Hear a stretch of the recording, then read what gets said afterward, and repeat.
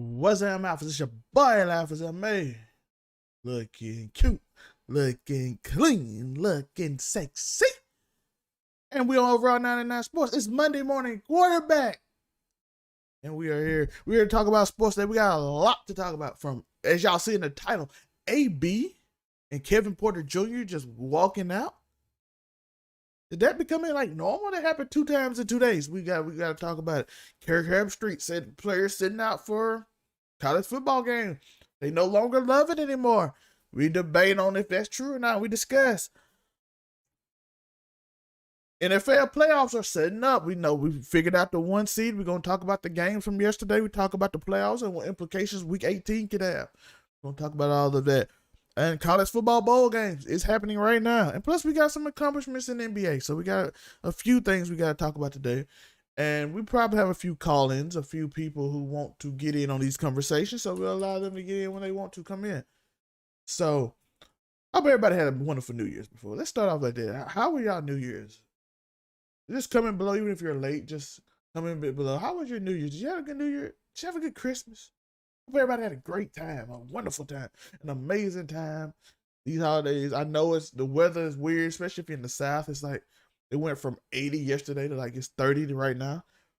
So I hope everybody is safe on those roads and all of that. But it's gonna make for some interesting football though. So we got a lot of football to talk about. Got some basketball, a little bit of basketball, another thing. But I just want to make sure everybody all good. All the alphas. Hope y'all great.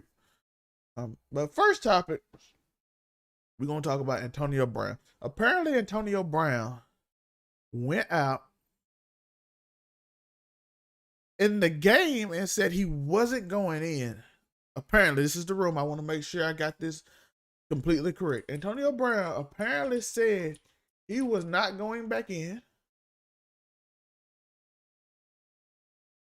And coach said, go back in or you're going home. So he took his shirt off and he went home. That's according to everybody else. That is what's apparently happening right now.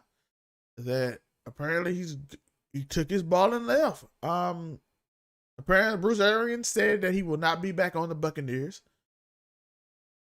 And this story is crazy because everybody knows the history of AB from just randomly taking video of Mike Tomlin to all the incidents over the years. And we're going to get into a deeper conversation about him too. But apparently they told him to do what they say or go home. He chose to go home. Now, I want to go into a little bit. I want to do something a little different because I know how all the other sports shows going to do. I know how all of them are going to do. I know how they're going to do it. I know how they're going to frame this, right? We know how they're going to frame it. AB a bad guy. By the way, 100% want y'all to know beforehand that I do not agree with what AB did, but I want to think about it from AB's perspective. AB was frustrated. He said he's a grown man, right? He says he's a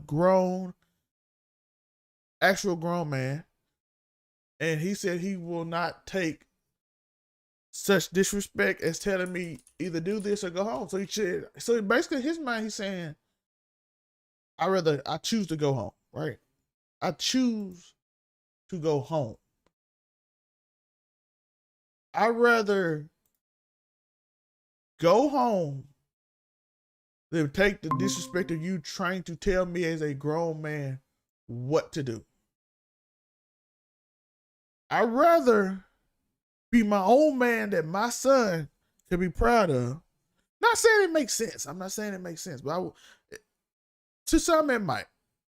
To some I will agree with it. But he's basically telling you right now that I'm going home and I'm going to take my jersey off, I'm going to throw it in the crowd, and you'll never see me again because I don't take that disrespect. It's a pride thing. It is a purely prideful thing. And I want to know, do y'all agree with it? What do y'all think about it? You know what I mean? What do you make of this whole situation, right? What do y'all make of this situation of AB actually leaving the team? Actually choosing to leave out of frustration. Now let's go the other way. You don't leave your teammates high and dry. People are depending on you. They actually came back in the game. We're gonna talk about that a little later on. I know it's the Jets. You leave your teammates high and dry. They didn't do nothing to you. I saw Mike Evans and them try to convince you to come back. Bruce Arians, we know how he is. He's a no nonsense guy. He's coached Tom Brady. He's coached Peyton Manning. Very good coach, by the way. But you left your teammates high and dry. You left them in a weird position. I saw Tom Brady struggling. He tried to defend you in a way. He tried not. A lot of people saying CTE. He is 30. What is he? 35. Antonio Brown is how old? Antonio Brown age is how old is Antonio Brown? He's 33 years old. Some people say he should know better. Unlike the other person we're gonna talk about in a minute, Kevin Porter, who got in a fight with John Lucas, the coach of the Houston Rockets, and well, not really a fight, I should say. No, I don't want to give misinformation, but they got in a little argument. So essentially, John Lucas, they wasn't playing. You know what I mean? They wasn't for all those games. So he's like, "Hey, bro, y'all not playing hard and all that." So we're gonna talk about that in a minute. We still on AB. So some people saying CTE, some people saying ego, some people saying. To be honest with you, we don't know. It's cool to say. It's cool to like describe because it makes a great story. Like, let's call AB crazy and go out there and he got CTE. He need help though. He does. He really does need help. Whether it's like something from that, I know a lot of people bring up the birth kid. I don't want to like really try to paint that as something, but it could be. You know what I mean? It could be. It could very much be like the birth kit. The birth kit could have something to do with it. You know what I'm saying? I don't want to like put a lot of blame on it. It was a illegal dirty hit. A lot of people point to that being the change in his personality. That's when they say he started acting a little different. You know what I mean? So what are the thoughts, man? I want to know people's thoughts. I want to know how you really feel, how you really think about. Do you respect AB's decision to walk off? Do you not? Do we want to give the brother help? Does he need counseling or therapy or something like that? Rather than, you know what I mean? Does he need like a therapy? Does he need like advice? Does he need like many other things? Does he, like, my thought process is, what does he need? How can we help him? How can we help AB? Does he need like life advice? I know he dropped his single yesterday. That's a very interesting thing. He dropped a single. Yes, he dropped a single. After he got cut, he had this Uber driver who was a super gremlin, I guess. There's a lot to this story. It's a lot. Apparently he's a super gremlin and he released a song. He's from Pitt. He's not from the Palace. So I'm thinking what he's saying is he's not from like this rich area, but he's apparently from the Pit. Like not in the Palace, but in the Pit. Like he come from, I guess he's like the Mississippi sound, from the dirt. I'm from the mud. Apparently we have like thoughts, random thoughts. Randy Orton. Apparently, AB, when he left the field, he apparently did the Randy Orton. So that's going on. This is very interesting. This is a interesting, weird, dynamic story. And I want to, I want to know your thoughts on the AB situation. AB, I hope the brother get whatever help he need, and show love when you think if you think it's CTE, you think it's something big and major. Show love to the brother. Don't don't want to put a guy down when he might be going through something that we don't understand quite yet. Because I know CTE is kind of rather new. I know it's been around for since when that movie come out, 2010, 9 with Will Smith. So and the research haven't been that far behind. So yeah, so I just basically want to see what's going on with it. You know what I mean? I want the brother to get some help. I want the brother to do well. All of that. I want him to thrive. You know what I mean? I want the brother to go out there and thrive, do his thing, and get the help he need. You know what I mean? So if he ain't got no, I hope he's single, man. I just want people to succeed out here. It's kind of difficult now to talk about because it's weird, right? It is ultra weird to talk about AB and everything else, and it's a. But on to the next topic. We have Kevin Porter Jr. also walks out. Kevin Porter Jr. it's interesting because Kevin Porter Jr. is not really a star, as I would say. He's a great young player with a lot of potential. I wouldn't call him a star, right? He's not like, oh, that's that guy. He's not like, oh, he's really like that, you know what I mean? But he's a really talented young player who has had issues. He had issues. He's got caught under the protocols of the NBA. He had multiple other stories and multiple other things going on. And apparently, like I said earlier, he got into it with the coach. I think the coach is John Lucas of the Houston Rockets. Yep, John Lucas of the Houston Rockets. Apparently, during the game, they got in an argument, and the argument led to Kevin Porter walking out. Now, Kevin Porter is a young player. Kevin Porter is only how old? How old is Kevin Porter Jr.? Kevin Porter Jr. He's the youngest player to ever score 50. So you know you got talent. It just ain't all came together. You know what I mean? He's 21. He is 21 years old. And he just walks out. He just walks out. He just leaves. Like, is that becoming normal now? Like, are we just leaving when we don't like something? Are we leaving when we get coached? Are we just leaving to go in the game? What is this? What are we doing now? What are we doing now? What are we doing now? Are we really just gonna do this? Are we really just gonna leave when things don't go our way? Are we gonna leave when we're not doing what we want? Because Kevin Porter, AB has a lot of different things going on. AB has a lot of different things going on. You know what I mean? AB, he has a lot. I done said it. I know it's annoying, but I gotta say it. It's a lot.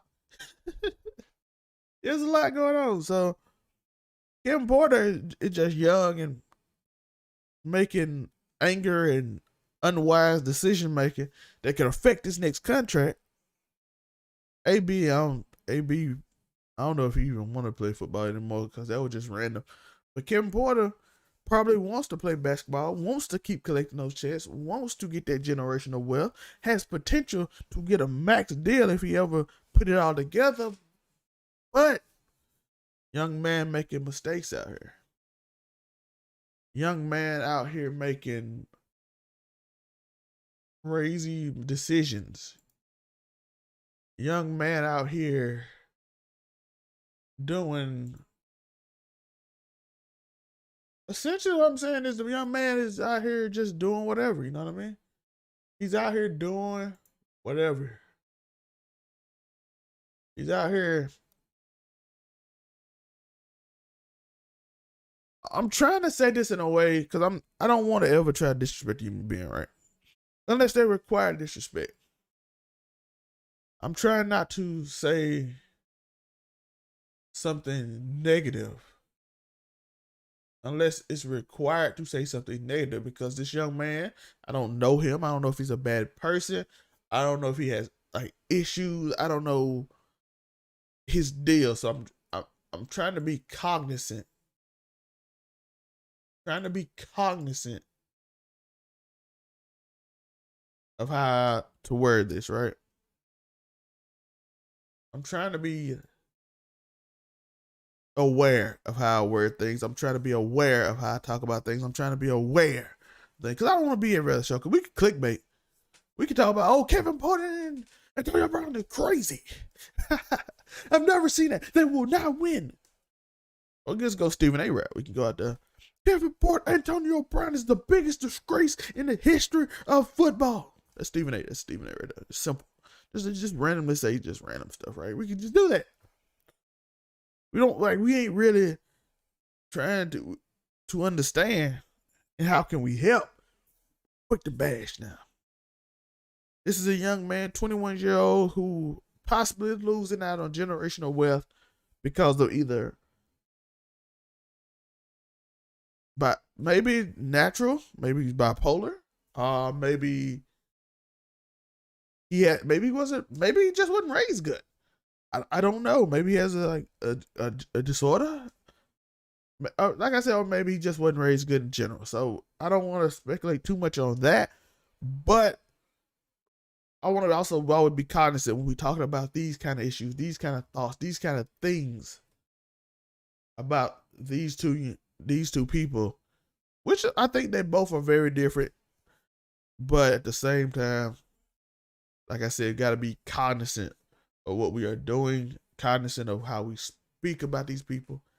But at the same time, we got to hold them accountable, because you cannot, this is, what they did unacceptable, is unprofessional. It does not deserve to be rewarded. I said to the group, shout out to the Just a Fan group. Y'all gonna see a commercial about them in a minute. That was unprofessional, and neither one of them would be on my team if I was the coach. But that's just me, because I have a job to do. And once you start disrupting that job to a certain degree, you have to go. We can't just let that slide. But we're gonna shift gears real quick. We're gonna talk about, before we get into the NFL talk, before we get in that real talk, you know what I'm saying? That college football talk. We're going to get into Kirk Herbstreit. And then we're going to go into commercial, and then we're going to get into some NFL talk.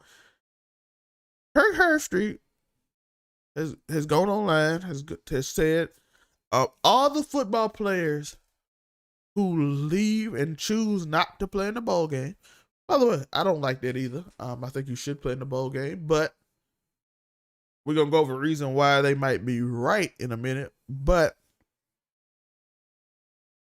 he said the players don't do it. That shows they don't love the game anymore. That hurts the product. It looks bad, because if you have a game, you play. If you have a game, you play. And I agree and disagree. It's a very interesting conversation. I agree and disagree. I want to know your thoughts. You could leave them in the comments, but it's an agreement and disagreement. You know what I mean? It's a difficult thing. You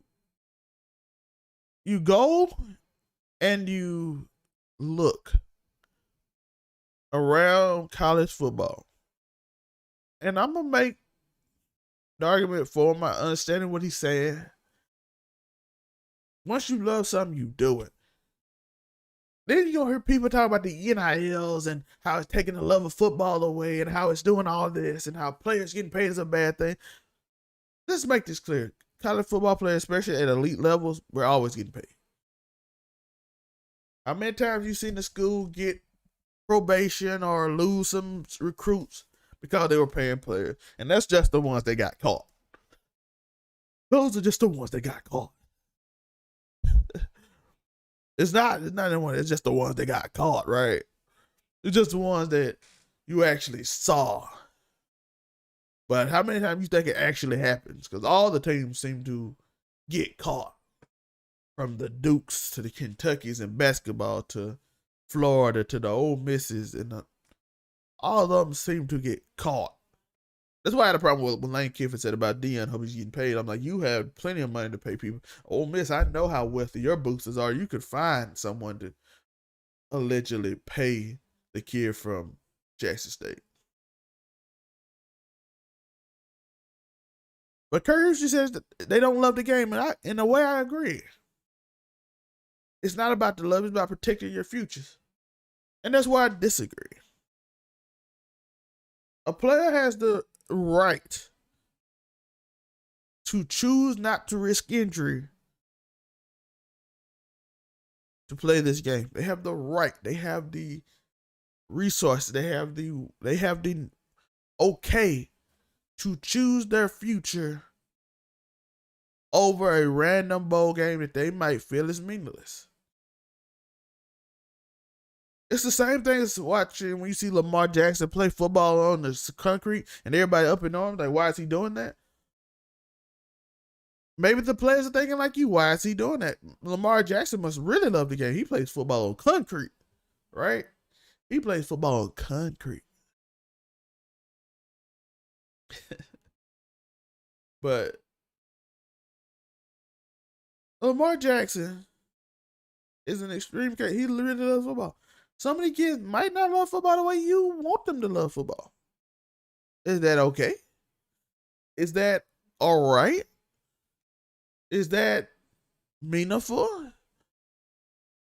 I'm saying, like, that's what I'm saying. Is it, if they don't love football, Matt Corral completely loves football, right? Matt Corral is completely in love with football. Matt Corral played Saturday on New Year's Day Bowl, the Sugar Bowl. He played. Nobody didn't play in that game. Everybody played. They all wanted to play because Matt Corral might have inspired everybody to play. And in the first few minutes of the game, he hurts his knee. Matt Corral is projected as a first-round pick, and he hurts his knee. Hopefully I can look it up right now, but hopefully the injury is not really that bad, right? He suffers a leg injury. We're going to try to see. We got to get Lane Kiffin going to give us an injury update real quick. He has a positive update, so that's a good thing. So it seems like it's not going to be any structural damage, so that's good. But ultimately, we have to see it from that perspective. If I see Matt Corral go down, who wanted to play, who played, and a first-round pick, and he gets hurt, fortunately, it appears not to be bad. I'm Mississippi, but I'm for the mud regardless. I'm always root for them boys, even if, despite history or whatever. But I'm a root for the players and the people from here that do their thing, you know what I mean? But he injured. Let's say it was worse. Thank God it's not, so we can actually talk about this. I don't feel uncomfortable. If it's actually worse, I could actually see why people would say, look, I'm right, right? Look, I'm right. I told y'all we shouldn't be doing this. We shouldn't be doing this, right? I told y'all. I told you. He lost his first round spot. Thank God he won't, but that would be the scenario. Thank goodness he don't. Thank goodness he didn't lose his first round spot. Thank goodness that he did, right? Or we could just go even extra and just go all the way out and just be like, hey, look, why should we play? We saw that. Why should this DB and this receiver playing in the New Mexico Gorilla Bowl or whatever, who's a high round pick from Penn State, why should he risk his career for a bowl game that I really didn't even want to be in? That could be an argument. And you could say that shows he might not love football the way I want him to. Doesn't mean he doesn't love football. I'm putting myself first. I'm putting myself above the team, which will always put itself above me, and which is my only argument with this whole thing. Because a coach would leave. Oh, now we into it, right? A coach will leave, right? A coach can leave. Coach can leave, we don't say nothing about it. A coach can leave, we don't say anything about it. Because Oklahoma just had a coach leave. Right? Did Oklahoma not have a coach leave and he didn't coach in the bowl game? Does he not love football? Or did he just think about his career and got that paycheck and left quickly as possible? The coach from Georgia didn't leave, but players don't leave. If it's a national championship, they not opting out anyway. The coach is not either. So it's still the same precedent. They're not a player like, oh, it's a national championship game, I'm opting out for my career. No, I'm playing in the national championship game. Or Oklahoma playing in a decent side, a big bowl, right? They go left. I didn't hear that same outcry for why he not finishing the job. Oh, but Zale, he has another job to do. He has to go out there and do another job. He has a whole nother program. Well, I got the NFL to worry about. I got another job I'm thinking about. I got to prepare for the comeback. I have another job. I have another job. I'm prepping for my next endeavor, just like that coach is. But it seems like a lot of people always put pressure on the player or the employee to be loyal when the entity that they are loyal to does not have to be loyal to them. The CEO does not have to be loyal. The company itself does not have to be loyal. But the players have to be loyal. The players have to be loyal. That's the thing today, loyalty, right? Loyalty. I might get copyright just for that one line. But hey, it's 3 words. How you gonna do it? But that's what I'm just saying. I want to get those thoughts out there. We're about to go to commercial. By the way, I have other channels. Overall 99 Media channel. I have my Zell May YouTube channel. I have a content channel in which we will make content like parody, satire. I have 2 other channels coming soon. You just check out this ad real quick. All you have to do is check out this ad. And I'll tell you about the things. And if you like any of the content you see, go in that link tree below. By the way, before on this video, if you enjoy this content, make sure you like and subscribe. And I'll be back in a few minutes. Give me 5 minutes. We're going to take a 5-minute break. And we'll be back. See you soon. We're going to go on the other side. We're going to talk about some NFL. We're going to talk about what's happening in NFL. Love you. See you soon. And let's do it. You learn the rules to win. And when you learn the rules, you can't complain. For example, you can't complain about a chess game when you're so used to playing checkers. Like, no, this is this particular game. You learn how to play this particular game. Twan mentioned that void. I feel like a lot of men and women use whoever they are in a relationship with, they're dating, we're going to talk about marriage later on, but whoever they are seeing in a relationship, you try to use that to fill a void. If we could talk to somebody 2 hours, but then how many people or our past few years that we've dated, can we honestly say, man, I can legit have just a straight 2-hour conversation with them? Not just FaceTime where the phone's staring up at the ceiling and we doing a bunch of other stuff just sitting on the phone. Not texting, every couple minutes, every hour, but like actual conversation with them. Turning simping into pimp. What's up, man? It's your boy, Lamelo, man. Look at it, we got that merch. Sell React. Overall 99. Merch link in all the bios. Get that merch. Do you hear me? Kid Creative Players, they'll react overall 99 logo. Man Cave coming soon. Just the Fan coming soon. Backseat Gamer, all that merch coming soon. Love you. Peace. That is probably one of the most manly things you will ever see, because it's not going to be the most emotionally supportive thing that you could ever see. It's to Monte's point, you gotta realize when you are a support system or when you're a crutch. I've always had someone close that I can let my guard down just long enough to freaking get it out. And when I didn't, like I said, that's what the therapist is for. Typically don't get like a lot of validation or support for the things that we generally do on a day-to-day basis. You really don't. He even brought up one thing that I didn't even think about until then. Like the first time, mostly when a man gets his flowers, so to speak, is at his grave.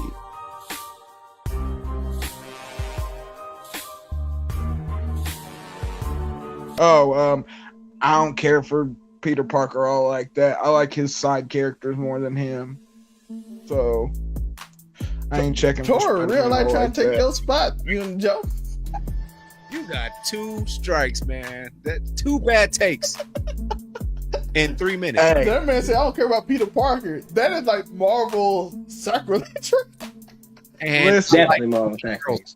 It is what it is. Peter Parker most popular has character. done nothing. Listen, Spider-Man is a failure. Spider-Man's biggest achievements are losing. The new Batman trailer that has come out, I don't like it. Oh, Actually, man, we gotta put that on there because the people love that. That's a hot take right there. I personally, I hate that trailer. I dang to hate everything that's on. I Morbius hate is the the only version. Batman I'm checking for. I hate. I'm gonna just be that guy. Listen, I love Marvel, like extremely. Like I'm a fan of whatever I'm not paying for, okay? What's up, Malcolm? It's your boy, Alpha May, looking cute, looking clean, looking sexy. And I got the merch on today, so shout out to the merch. And you know it's Thursday, so you know it's just a fan. OVR.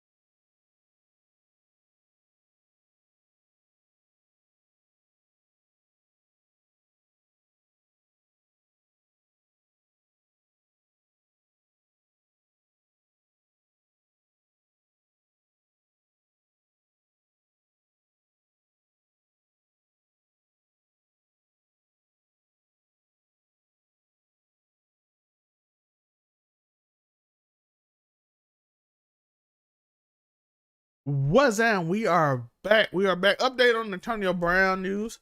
Have a quick update. Antonio Brown apparently told Bruce Arians and the coaching staff that he was injured, too hurt to get back in the game.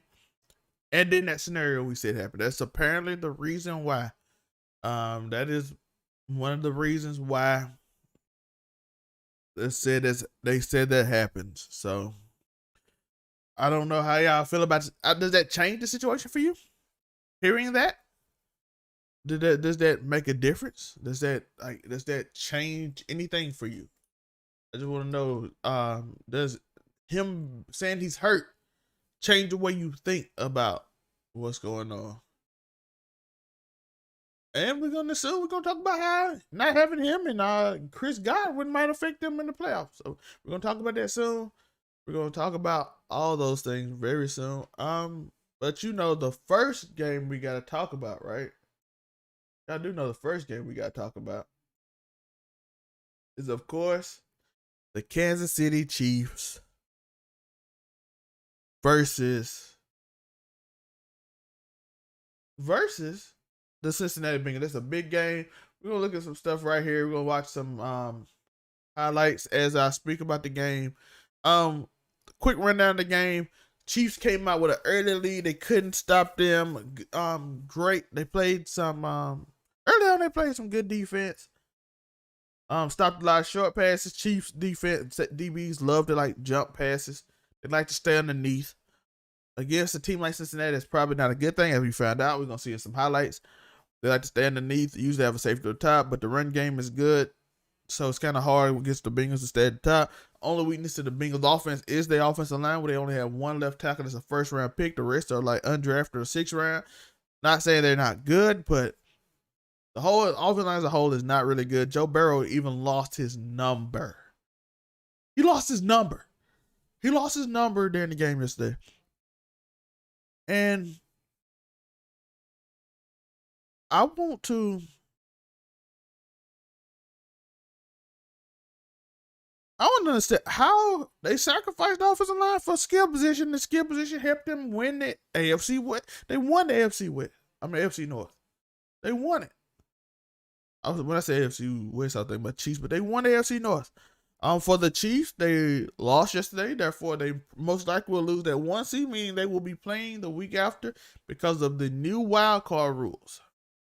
So they'll be playing the last seed overall, which I don't know who's in that spot right now. I know it'll probably be someone like the Steelers, or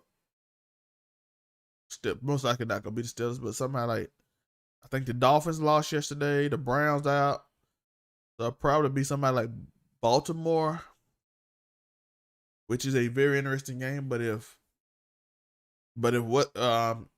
Lamar Jackson not back, that game does not matter. So because they are not beating this Chiefs team with it. By the way, the Chiefs play pretty good. It just a lot of one-on-ones, but I'm gonna explain to that while we're going over the play. We're gonna watch some of these highlights real quick. We got some of the highlights to the game, you know what I'm saying? We have right now, you see some of the highlights, you see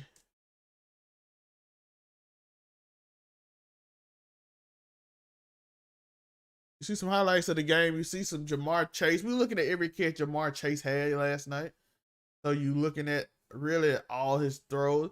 And the reason why you see a lot of these are simply because you can't double them. You can't double them in Cincinnati, and Kansas City don't really have DBs, and they play underneath. They jump routes. They do what Trayvon Diggs does, except for they're not quite as gifted as Trayvon Diggs.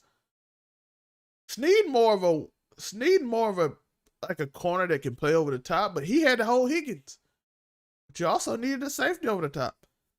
So you had all those issues, you had all those problems, you had all those different things going on. And you see all the highlights and all the everything that's going on in the NFL and all the things that you see. You see some of these highlights right now. Jamar Chase again. He can't hold him one-on-one. Especially playing the inside, he's gonna always go with always go over the shoulder. He's always gonna go over the top. I don't know what coverage they was in that defense right there. I have no clue. I looked at that play a lot last night. I couldn't tell what coverage they was in. I recorded it and put it up, and somehow the corner went inside. It looked like somebody was running man and somebody was running zone, and he got caught in the middle. Again, 27 can't hold Jamar Chase. He can't. He simply couldn't hold him. It's unfortunate too, but to be honest with you, the Bengals might be the only team that could present such problems to the Chiefs in a way. Because you have to respect Joe Mixon, right? Joe Mixon is a great running back. You have to respect the tight end. You have to respect T. Higgins. And Jamar Chase is a monster, so you really don't want to go. That was a terrible call, by the way. They called a horse collar on that. That was a terrible call. They also called a PI on a few plays before that, which was a terrible call, but it's still on them. Second and 8. Again, back shoulder, over the top. He's behind. I played corner, a little bit of corner in high school. Yeah, you can't do that. Most of the plays say, third, this is the horrible play. This is the play that's inexcusable. That's the play that's inexcusable right there. That play is inexcusable. Can we watch that again? I'm actually gonna break this play down. 3rd and 27. You look at the defense. He's pressing. They playing off of these. He pressing him. I'm assuming that's T. Higgins. I can't really see the number, so I'm assuming that right there is T. Higgins. You offer him. That's a little speedy slot corner they got. Tight end in the backfield. He probably comes somewhere here. You don't mind that. He's gonna play deep third, probably like a cover 3 blitz. They obviously coming. You see, they all out blitz, want the ball out fast. Problem is, in this all out blitz, want them fast. The safety's right here. I actually don't know why the safety is. I don't understand this. Hold up. I really don't understand this play. Why is this safety? Why is the safety still here? Why is he right there? Like, why is he not back here? Or back at least in the 3rd? He's not even covering the 3rd. Like, who is he covering? I don't mind if they make a tackle, but that's the problem with all out blitzing on 3rd and 27. That's the problem with all out blitzing on 3rd and 27. This guy is supposed to stop anything short, leaving all these people one-on-one. And this whole night, this man has 200 yards. He has 200 yards. 200 yards. I mean, I don't think you understand what I'm saying. He has 200 yards. And he's one-on-one in a press situation. You doing an all-out blitz. At least have him back here. That way he's not in this running position. He's already behind. This dude is nowhere. Jamar Chase is it. Even in all-out blitz, you could have him over him. This guy's probably not. He shouldn't be able to beat him that fast, but he might. So I don't want to say he wouldn't. But this is the one you don't want. Him and T. Higgins should not be. T. Higgins, I'd rather deal with T. Higgins because he's not as fast and he's getting that blitz out quick. Throw it short and you can tackle him. This is not what you want. This is 4-2 speed right here. 4-3 speed, I mean. Low 4-4s, 4-3. Inside technique, again, these corners love playing on the inside. Okay. The ball is coming right there. Boom. Caught back shoulder. He's inside. Again, the corner like inside, no safety help. Since if it was inside, he could actually got that throw off. Boom. Catch. Boom. Game over. That's all she wrote. That's all she wrote. That third is let's talk about the game a little bit and how the Chiefs ultimately lost the game. Tyreek Hill had a few big drops, especially at halftime, that 64-yarder. That was a drop, my guy. I love Tyreek Hill. Tyreek Hill could catch no pass. He's no more receiving football. Unfortunately, he don't. But he's still amazing. I don't want to take nothing away from him. He's a big playmaker. He's one of the reasons that team go. He's one of the reasons that team goes. You know what I mean? He's one of the reasons that team goes.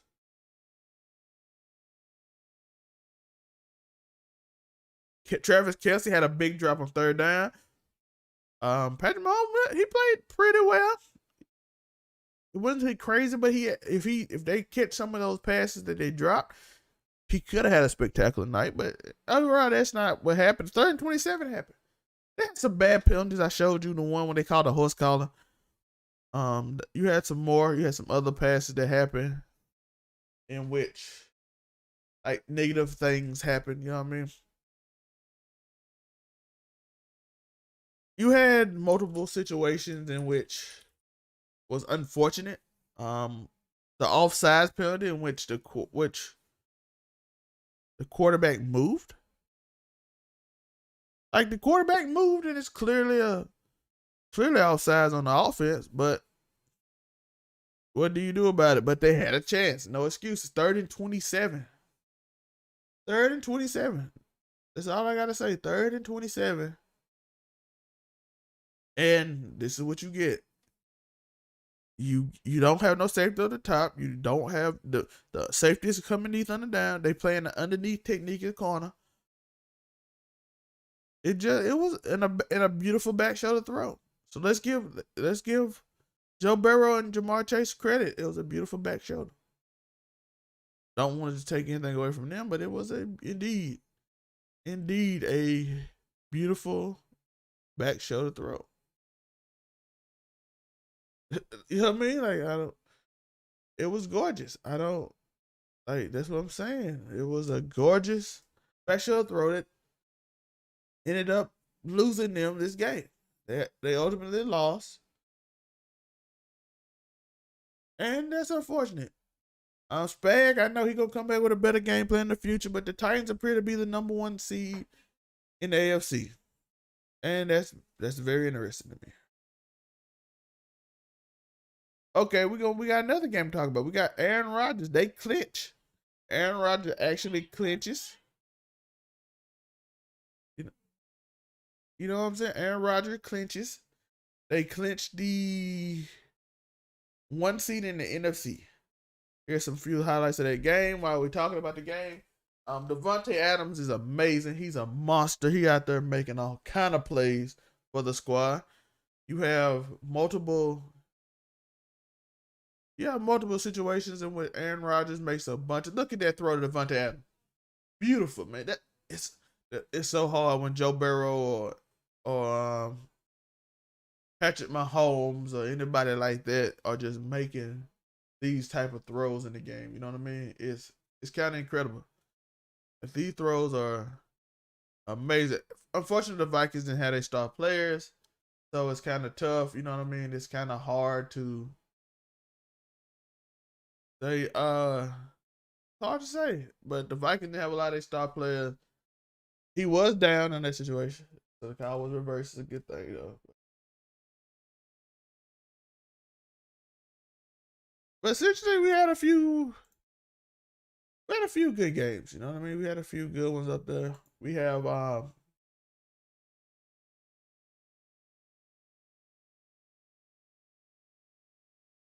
few good games. Sorry about that. Had a little interruption in the stream, but we had a few good games. We have the Raiders beat the Colts. Derek Carr came out, upset the red hot Colts. Colts been on fire lately. They won a lot of games and they got beat by the Raiders. That's very interesting. But the Raiders always good for one upset. I haven't seen them do that many upsets this year, but they always good for 1 or 2 upsets. Jonathan Taylor, I don't think he got the ball a lot as they should, because that's usually what happens when they don't really win. Jonathan Taylor usually doesn't get the ball. I think he started getting the ball more in the second half, and you saw they make that comeback because the Raiders was up, I think, 14 points. So that's not a good thing. The Baltimore Ravens, very injured team, very injured. They are really hurt, and they went out against the Rams and they played very well. Huntley did his thing. The defense stayed tough. I don't know. It ain't much to this game because a lot of injuries happened that would hurt this game. But we seen, Odell Beckham. Talk about Odell Beckham, St. Louis Rams. 5 touchdowns in 7 games. Compared to the 7 games they had, 5 touchdowns. You know what I mean? What's going on? What do we think about it? What do we think about the Ravens and this injury-prone team?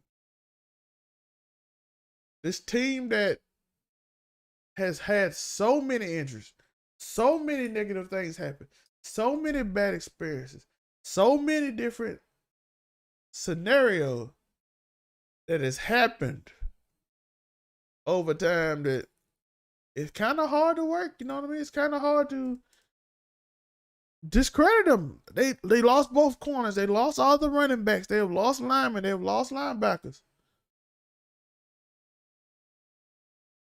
They have done all of those things.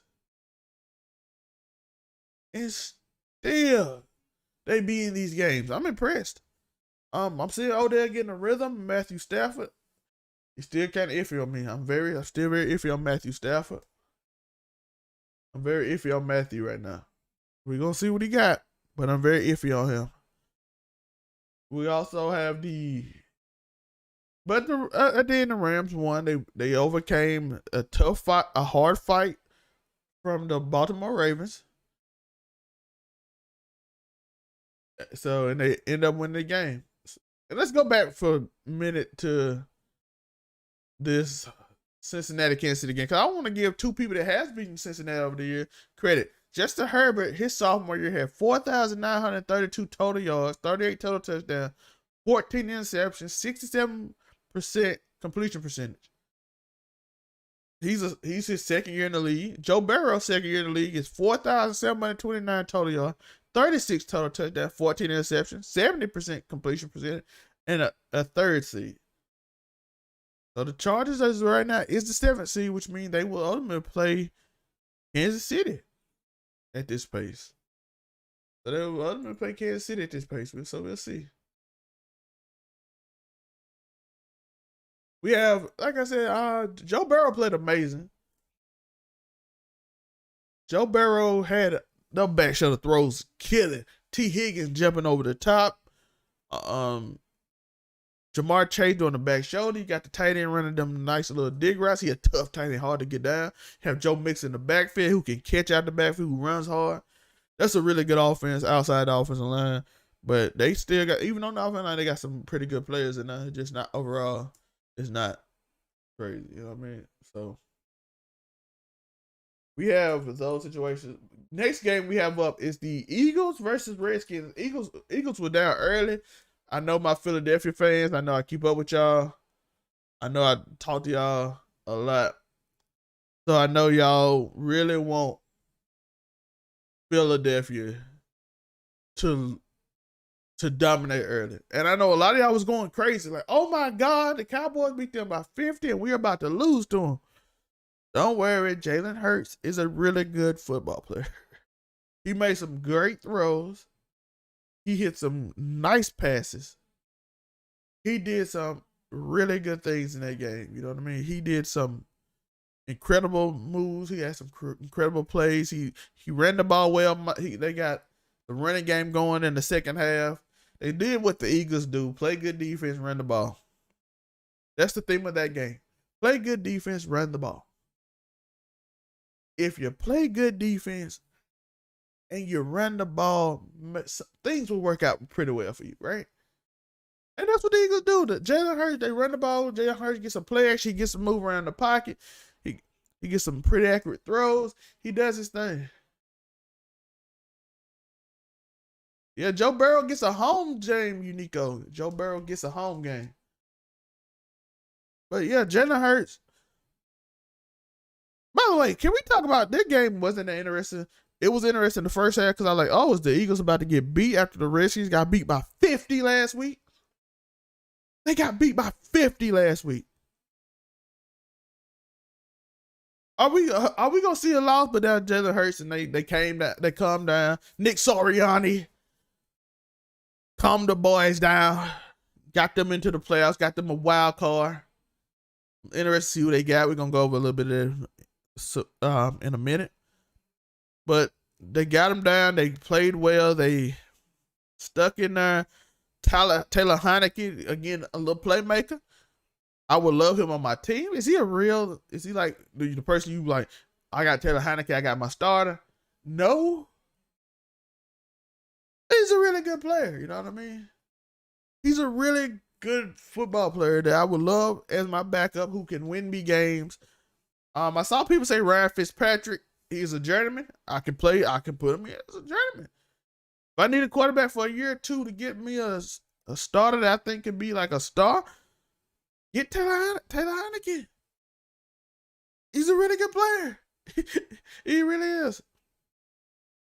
The Eagles defense also coming together real nice too to go with their running game. Their running game might cause some problems for somebody like Green Bay or something that can keep Aaron Rodgers something off the field.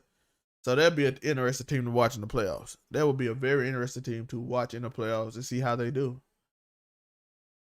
I'm very interested how the Eagles do. And the last game we're going to talk about is the Giants versus the Bears. The teams of underwhelming teams that seem to underwhelm us all the time. Bears, Giants. I don't know what the Giants do. I know they had their backups, and I think Mike Glennon started this week.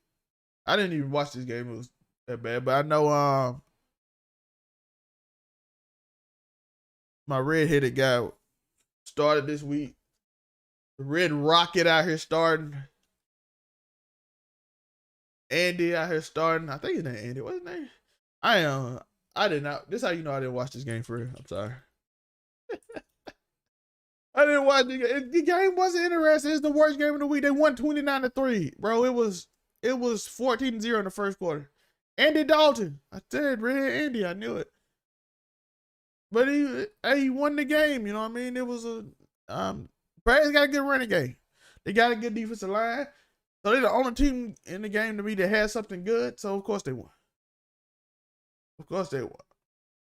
Also, so we gotta do this. We gotta go on another break. We're at about the hour mark. We'll be back to finish up that slate of games. You see, we up next we talking about the Bills and Falcons on the other side. But if you like this content, hit that like button, hit that subscribe button, share the content on your Facebook, social medias. We might have a few call-ins. After the break about football or basketball. When we get to that, or college football, we're gonna talk about a few of that. But we're gonna have a quick break. So hit that like button, hit that subscribe button if you're enjoying the content. If you are interested in any of the content you see in the ads below, in the ads you're about to see, Man Cave from the Overall 9 Media channel. I'm gonna have some stuff on my Zell May channel. We're gonna have multiple things on different channels. Just hit that just go to that link tree below, click it, and you'll see exactly what channel you want to see. And I want to say I appreciate y'all. See y'all at the other side of the ad break. You learn the rules to win. And when you learn the rules, you can't complain. For example, you can't complain about a chess game when you're so used to playing checkers. Like, no, this is this particular game. You learn how to play this particular game. Twan mentioned that void. I feel like a lot of men and women use whoever they are in a relationship with, they're dating, we're going to talk about marriage later on, but whoever they are seeing in a relationship, you try to use that to fill a void. If we could talk to somebody 2 hours, but then how many people or our past few years that we've dated, can we honestly say, man, I can legit have just a straight 2-hour conversation with them? Not just FaceTime where the phone's staring up at the ceiling and we doing a bunch of other stuff just sitting on the phone. Not texting, every couple minutes, every hour, but like actual conversation with them. Turning simping into pimp. What's up, man? It's your boy, What's up, man? Look at it, we got that merch. Cell React. Overall 99. Merch link in all the bios. Get that merch. Do you hear me? Kid Creative Players, Cell React, Overall 99 logo. Man Cave coming soon. Just the Fan coming soon. Backseat Gamer, all that merch coming soon. Love you. Peace. That is probably one of the most manly things you will ever see, because it's not going to be the most emotionally supportive thing that you could ever see. It's to Monte's point, you gotta realize when you are a support system or when you're a crutch. I've always had someone someone close that I can let my guard down just long enough to freaking get it out. And when I didn't, like I said, that's what the therapist is for. We typically don't get a lot of validation or support for the things that we generally do on a day-to-day basis. You really don't. He even brought up one thing that I didn't even think about until then. Like the first time, mostly when a man gets his flowers, so to speak, is at his grave.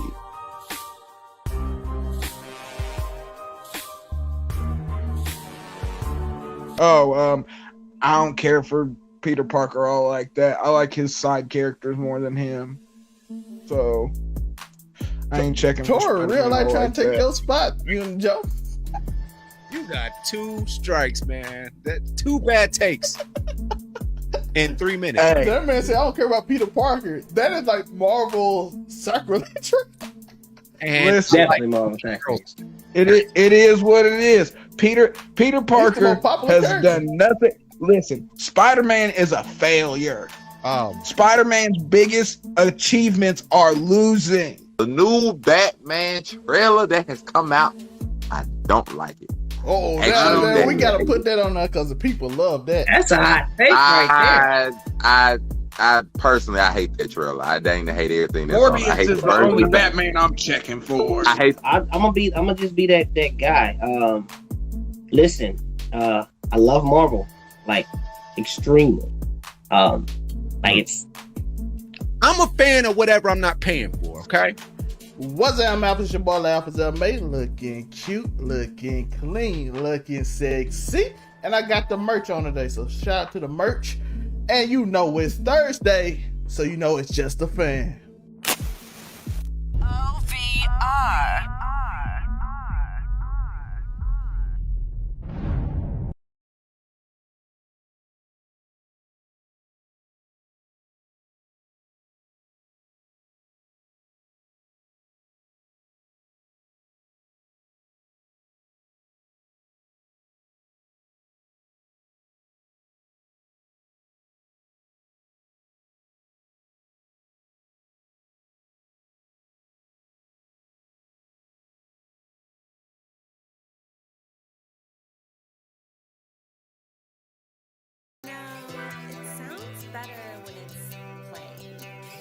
I'ma play with these kids, crazy, crazy beats.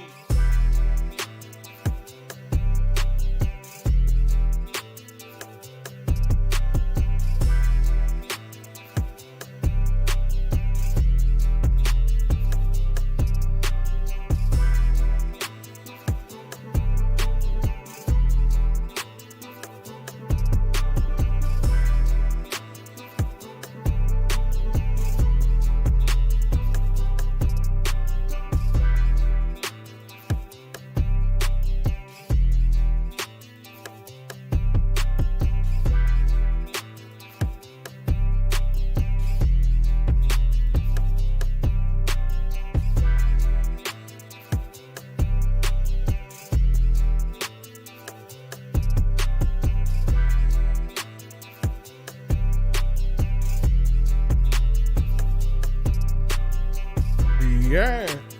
Oh. What's that? We are back. We are back with another slate of NFL games we got to talk about. Leave a comment if you want to talk about any other games that we already talked about. We can go discuss certain things. But we are back talking about Bills versus Falcons. Not an interesting game. Josh Allen, they did what they had to do to get that victory over the Falcons, which, again, a very injured team, a not so good team. Bills do what the Bills do. They played well. They were actually down at halftime, and then the defense did what they do with them two amazing safeties they got. Did what they do in the second half and basically shut them out. And at the end of the day, the Falcons end up getting that. I mean, the Bills end up getting that W. In a pretty decent game. Matt Ryan did what Matt Ryan does. 13 for 23, 197 yards. Decent game. Kadar passing and didn't play amazing, which is usually something that I would have. Oh, Kyle Pitts is the second rookie tight end to ever go for 1,000 yards. So shout out to Kyle Pitts. Shout out to Kyle Pitts, you know what I mean? Josh Allen was terrible. So when I say Josh Allen did Josh Allen things, I mean 11 for 26, 120 yards, 3 interceptions. That's not usually Josh Allen. Let me be fair to Josh Allen, but that was not a very good game for him. But fortunately for him, he did have 81 rushing yards. He had 2 rushing touchdowns. Devin Singletary had 110 yards on 23 carries, 2 touchdowns. Stephon Diggs had 52 yards receiving. Cole Beasley 22. Gabriel Davis, they really have much going on, but the Falcons defense got 3 interceptions off Josh Allen and still lost by 14 points. They didn't even have a pick, so very interesting game for them. Falcons did lose a fumble though, so they wasn't 3-0 in the turnover ratio, but again, the Falcons, they're actually somehow were actually somehow in the playoff hunt at 7-9. They really not a good team. Matt Ryan is okay. He was good when before the Super Bowl. He's okay, but Kyle Pitts is the one thing we should take away from this game. He had 2 catches for 69 yards. He basically, with the injuries, he's the one target they got. So him and Cordero Patterson. So the Bills defense is really good. The Bills defense is really good. We had the Titans versus Dolphins. Titans won over a Dolphins team that was pretty. They've been pretty good this year. You know what I mean? They 8-8. They're not bad. They're on that bubble to get in the playoffs. But Tua he had a horrible throwing day, 18 for 38. He had more incompletion than he had completions, which is never good. 205 yards, 1 interception. They did. Duke Johnson had 7 yards of carry, but only had 49 yards on 7 carries. Maybe run the ball a little more. But Jaylen Waddle, he didn't really get involved in the game, which is their whole team basically. Ryan Tannehill had a simple night, 13 for 18, 120 yards, 2 touchdowns. Foreman had 26 carries, 132 yards. Hilliard had 8 carries for 45 yards. Both averaged 5 yards a carry. Jeremy Nichols had 2 for 14. They basically ran the ball. They did what they supposed to do. They ran the ball. Even without Derrick Henry, Foreman ran the ball, and the Titans won. That's how this go. That's how the games go. That's how all these games go. That's how Titans run the ball. They win. They don't run the ball. They lose. That's how the Tennessee Titans game plan is every week. It's just simple. That's how it goes. You know what I mean? They run the ball, they win. Tannehill is, in terms of just being that guy, I don't think he's that guy, but he's a very good quarterback. He's a starter. He's a quarterback on that fringe that you can win a Super Bowl with. You just give him what he needs. He needs a running game. He needs that play action. He needs to get those receivers in space so he can get those throws off and not have to depend the game on him. And he can win the Super Bowl. I'm not nothing bad about it. They ain't gotta go search for a quarterback. It's nothing like that. It's just how it is. Next is Patriots versus Jaguars. Okay, this game is terrible. It was 50-10. Trevor Lawrence, they finally scored a touchdown. In how many weeks? He was 17 for 27, 193 yards, 1 touchdown, 3 interception. Laquan Treadwell played pretty well from him. Ole Miss boy. Shout out to the mud. But Laquan Treadwell was Trevor Lawrence, I don't know what he got. I don't know, Shad Khan, you got to fix that situation. Mac Jones played very well. Mac Jones was 22 for 30, 227 yards, 3 touchdowns. They ran the ball very well. Stevenson had 19 carries for 107 yards, 2 touchdowns on 5.6 yards per run. So they were running the ball. Brian Hoyer even played pretty decent, 3 for 463 yards. This game was over. Yeah, 2 touchdowns in 9 weeks, Joe. I don't know I don't know how you fix that, but it is what it is. Trying to look at some interest there. Kendrick Bourne has become more of a playmaker for them. Jacoby Myers is becoming a little more of a playmaker for them when they need it. I don't know what to take away from this game. The Jaguars are a horrible team. They had a coach who let's be honest, wasn't interested in coaching. Just brag about how he won all day. He was old 2 fingers out here. Old 2 fingers. But yeah, I don't know what that is 50-10, and like the Patriots not even a scoring team. That was the worst part about it. They're not even a scoring team. And they are 50-10 on you. That's a wild. I don't know how to like what do I say to that? That is bad right now. How do they change around? Who do they hire? Who can they actually hire to change around the Jaguars, right? We know what Belichick do. You give Belichick a rookie quarterback, you put him against a team that's not well coached, you get 50-10. What do the Jags do? How do you develop Trevor Lawrence? You can call him what you want. The kid talented. You can say, oh my God, Trevor Lawrence is blah blah blah. He overrated, blah blah blah. The kid's talented, man. He has everything you would want in a quarterback. Like, but that coaching situation is, I don't know, that team situation. Shad Khan, maybe, I don't know what.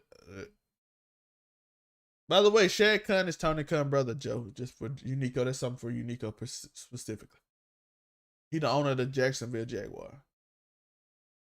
The Denver Broncos next play the Los Angeles Chargers. The winner of this game will more likely stay in the playoff race.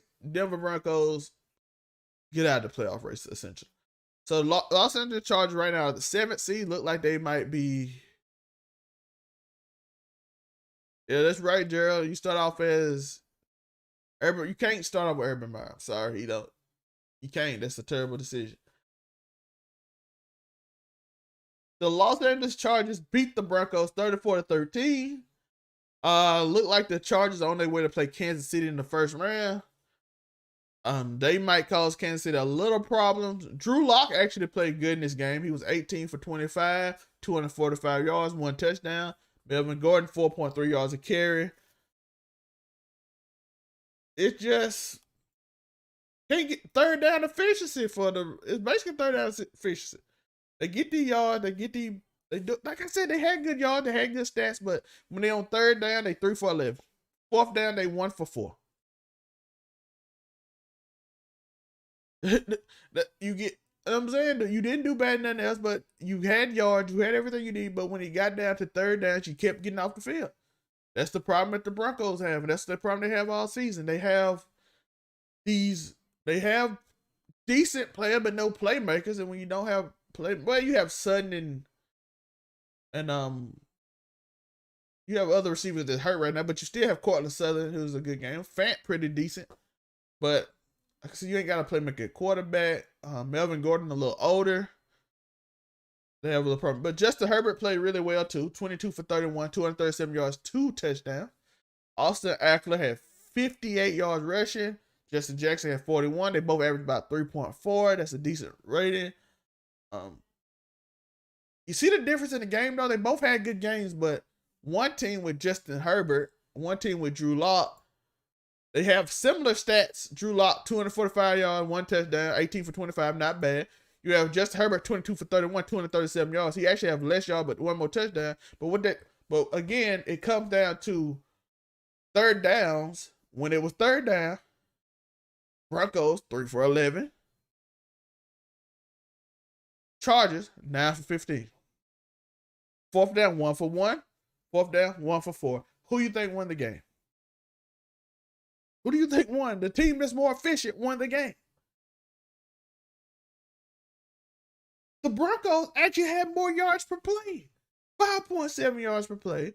5.2. Again, when you need to make the play, who makes the play? And that's been the problem with the Broncos all year. They have a decent team. Like when you say the Broncos, you think terrible, right? But they're actually 7-9. They were in the playoff hunt. They win this game. They can put themselves with Baltimore as the potential 7th seed. They were there. It just, again, who you got to make plays on third down? Who? Who do you have to make the play on third down and not be 3 for 11 versus 9 for 15? Because Justin Herbert made the plays. Justin Herbert clearly made the play. You had similar stats. You had similar everything. You had actually more yards per carry. But when it came to you, that means you made big plays. But when you were time to make a third down, you didn't. And that's been the problem with the Broncos all year. That's why they that close to the playoff. By the way, Broncos are a well-coached team. Because I promise you, most of y'all don't have a clue who's on the Broncos. That's a very well-coached team.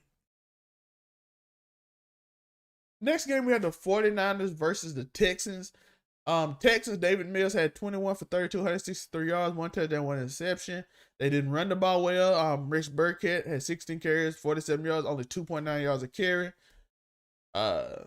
They were again 5 for 15. That didn't really matter that much because 49ers 5 for 13. They only averaged 3.6 yards a play, gave up 6.8.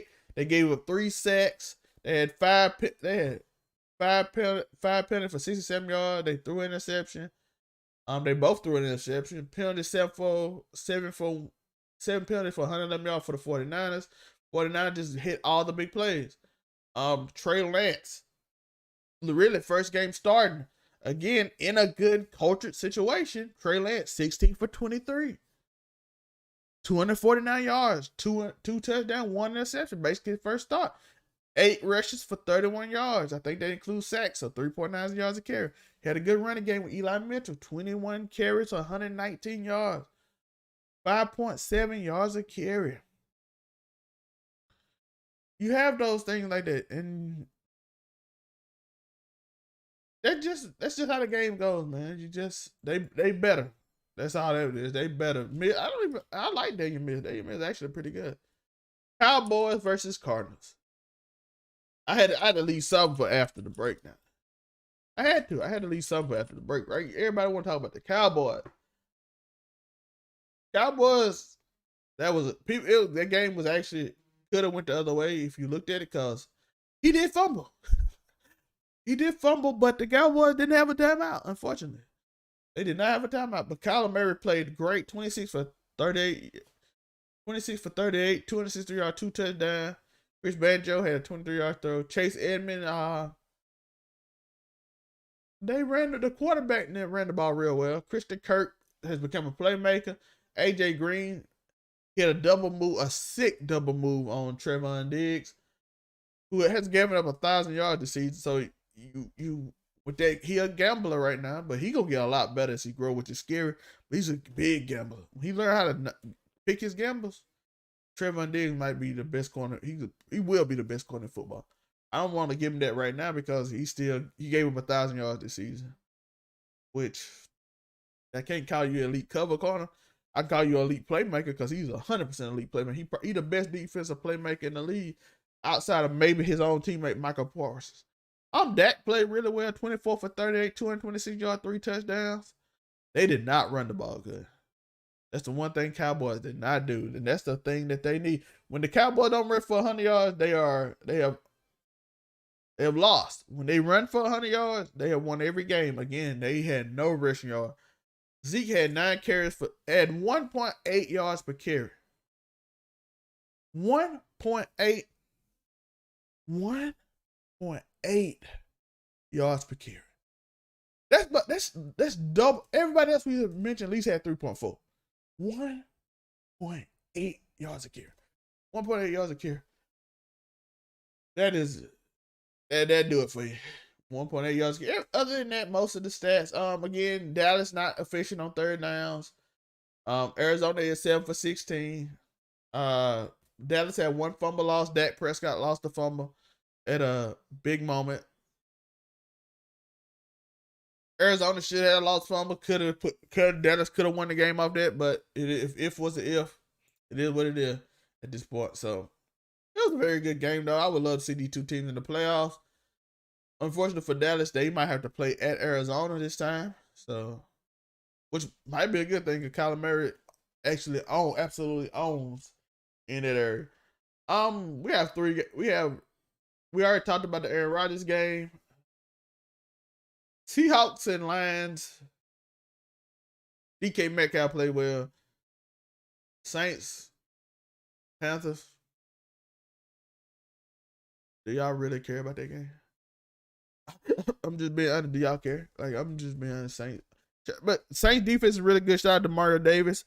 I don't know if he came back this week, but hope he get healthy.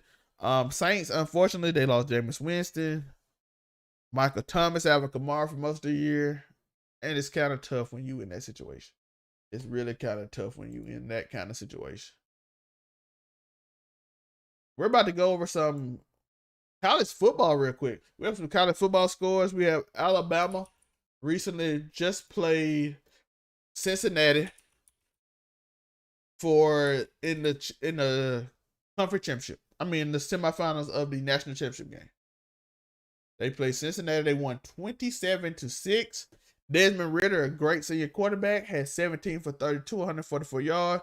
Jerome Ford, 15 carries, 77 yards, 5.1 yards a carry. He ran very strong in the game. It just, you got behind.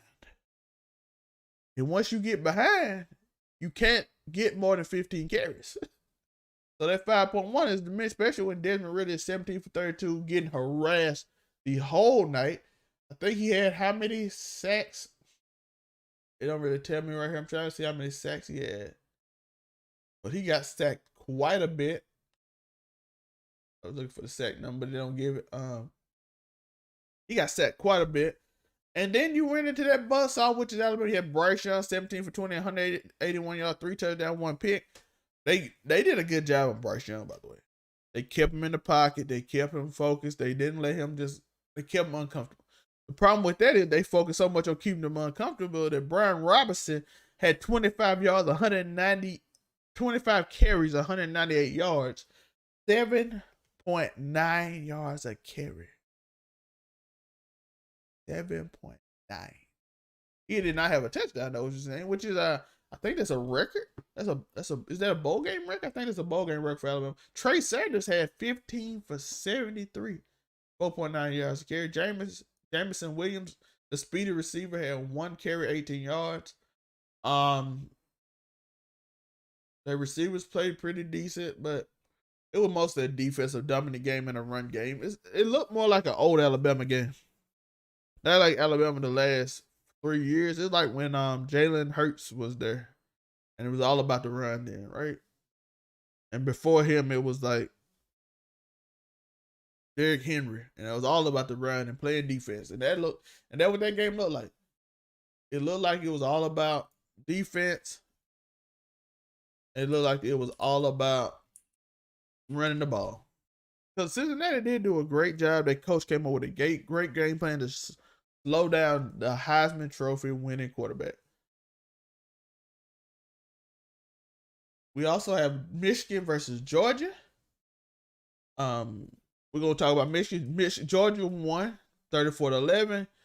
Hayden McNamara had 11 for 19, 106 yards, 2 picks. J.J. McCarthy came in. Didn't fare too much better. 7 for 17, 131 yards, 1 touchdown. The running back, Hassan Haskins, had 4.3 yards a carry. J.J. McCarthy, the quarterback, they wanted to add a little speed. He had 4 for 24. That Georgia defense is just tough.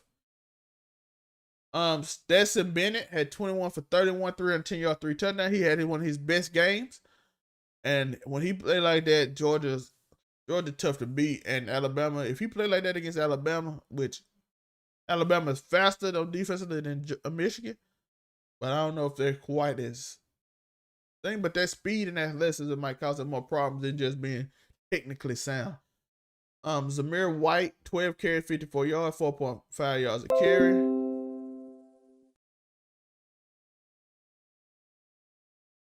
You have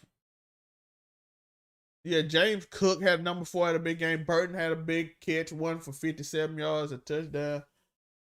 Another big one by Brock Bowers, who had 5 receptions, 55 yards, 1 touchdown. You had Donnie Mitchell. Like, everybody was catching the ball for Georgia. And it basically made it real tough, It made it real tough for Michigan to actually be in the game. So we get in the SEC championship game again. In the national championship game, because the SEC championship game is the national championship game. What I feel like is different. We're going to talk about that. What I feel about is different about this game is that Meacham not there. Simple. I don't know how healthy Williams will be by the 10th. That's the ultimate thing about this whole thing. I don't know how healthy they'll be. I don't know about can Stidham play like he did against Michigan. Those are 2 things. Because we know Williamson's speed is a problem for the Georgia DBs. And Georgia DBs aren't necessarily the best, but without Meacham for at least 3 quarters, can you focus on Williams with a game plan and then slow him down? Because they don't have Meacham. If they have Meacham, I'm like, their DB just ain't good enough. Right? You could do what Cincinnati did, but again, Robinson would rush for a lot of yards because that's the tough part. Robinson didn't run like that against Florida. when they played against Texas A&M. So, but now if he running like that, you have a lot of problems that you could present. Okay, we had the Buckeyes versus Utah. Buckeyes was down big in this game. They made a huge comeback, set a lot of records. I'm trying to look at this. I'm trying to look at the scores real quick so I can get to y'all, so y'all can tell y'all correct stats.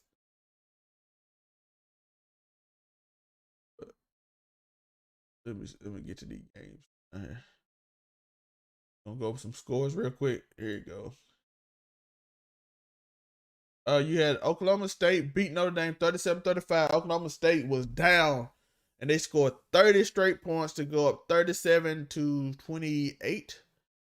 Notre Dame ended up scoring at the end, had some chances to win the game at the end, did not. Ole Miss versus Baylor. Baylor won 21-7.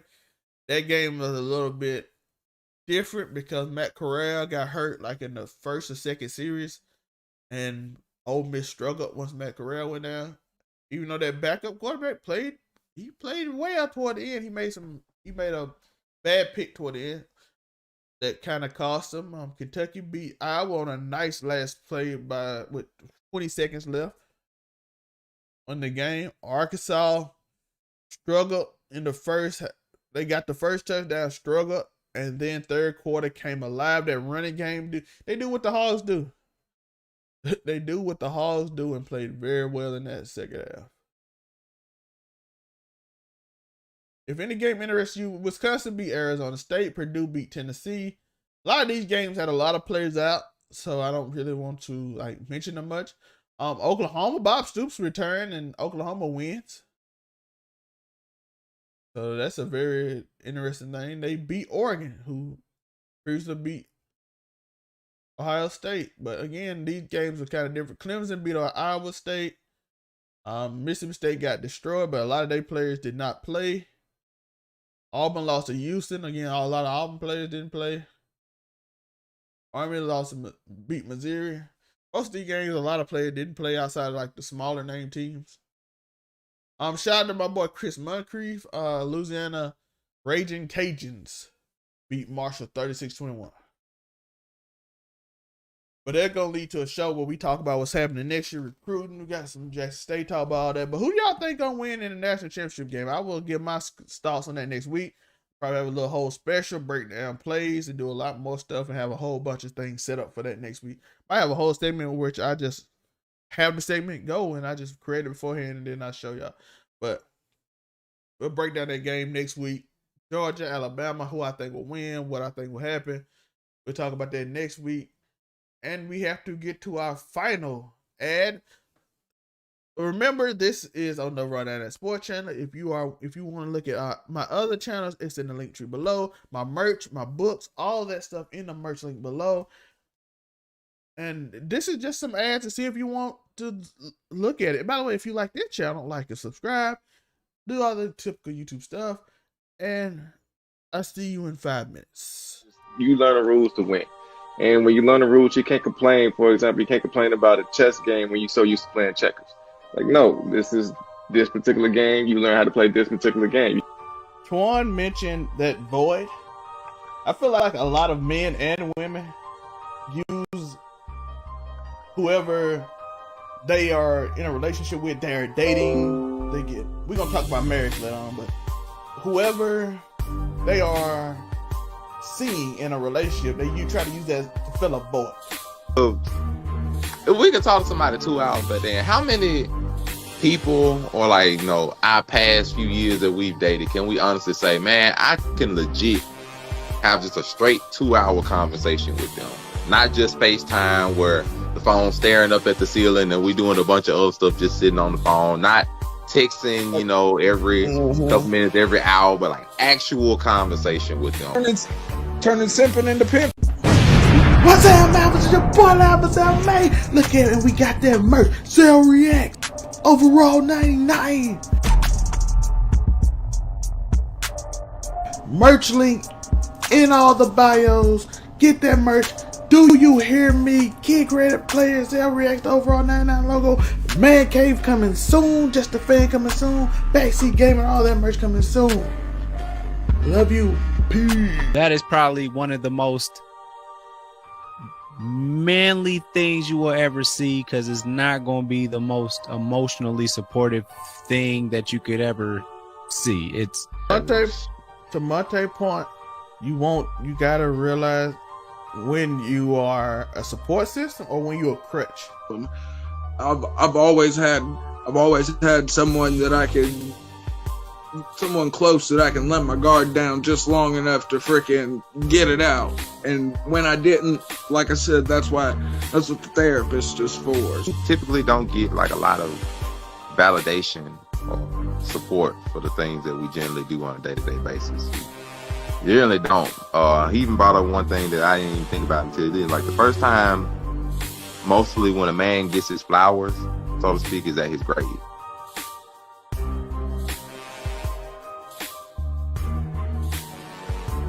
I don't care for Peter Parker all like that. I like his side characters more than him. So I ain't checking for Tor, real life trying like to take that. your spot. You and Joe.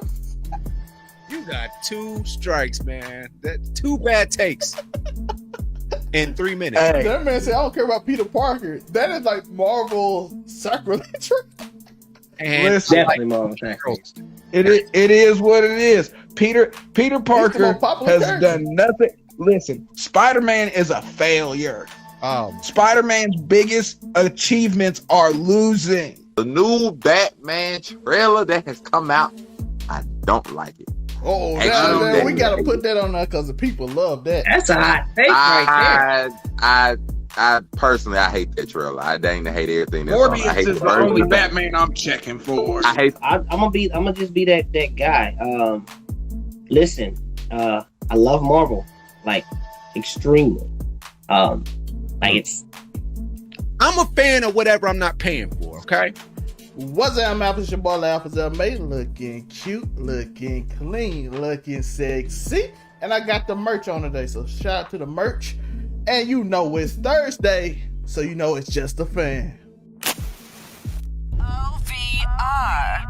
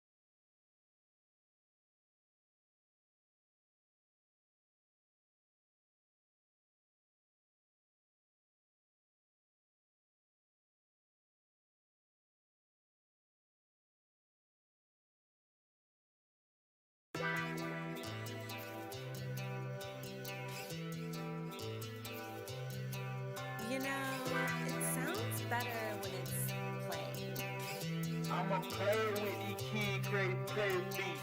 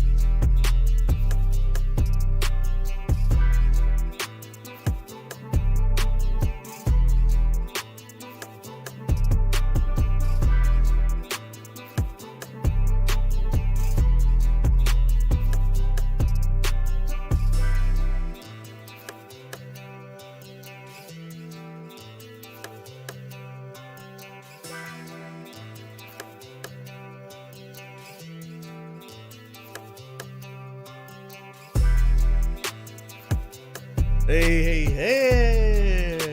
what's that? We are with another Monday morning quarterback. Hit that like, hit that subscribe button, and anything else you know what find me here on the Overall 99 Sports Channel. And you can find me Overall 99 Media, Overall 99 Content Channel, and the Zalmay Channel, Africa's Redemption, and whatever other channel we come up with, I will be there. Okay. Today we are talking about, we're gonna end the show off with a little basketball talk. We're gonna talk a little NBA. We're gonna be joined by our first guest of 2022 on the Raw 9 Sports Channel. We'll be joined by Unico Williams, the best on the mic, the best to do it, the best out there today. That's my guy. We know what he's about, so we know he gonna do his thing.